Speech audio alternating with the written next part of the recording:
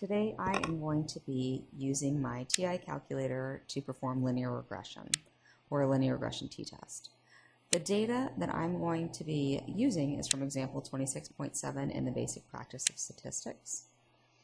The study that we're using is a study in which 16 student volunteers at a certain university that drank a randomly assigned number of cans of beer. So that's what's in L1, is the number of beers that they drank. 30 minutes later, a police officer measured their blood alcohol content, and that's what's in our L2. Now, we don't necessarily believe that the number of drinks predicts blood alcohol well, so I want to test that. I want to know if there's a relationship. I want to perform a linear regression t-test. Now, our t-statistic that we're using is going to be equal to our beta over the standard error of beta.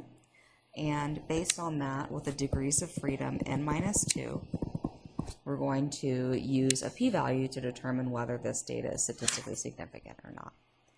So just to show you, in my lists, in L1 I have my blood alcohol, I have my number of beers, and in L2 I have the blood alcohol content.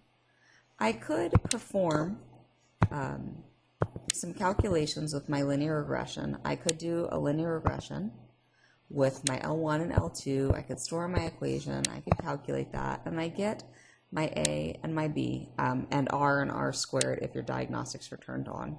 But I want to know if the test is significant, so I really am running to see if there is an association or not. I want to know if there's a difference. So the null hypothesis that I'm going to be testing is that the slope is 0, there is no relationship.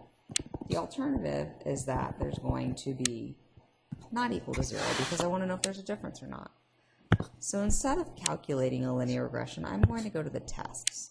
And the quickest way to get there is to press the up arrow, since it's at the bottom. And I'm not creating an interval, I'm calculating a test, so I'm going to pull up linreg t-test.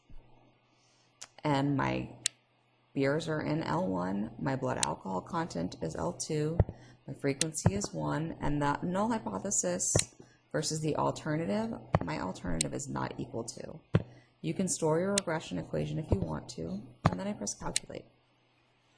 And I get my t-value, which is very large, 7.4796, which has an associated p-value of very small, 0.1234527.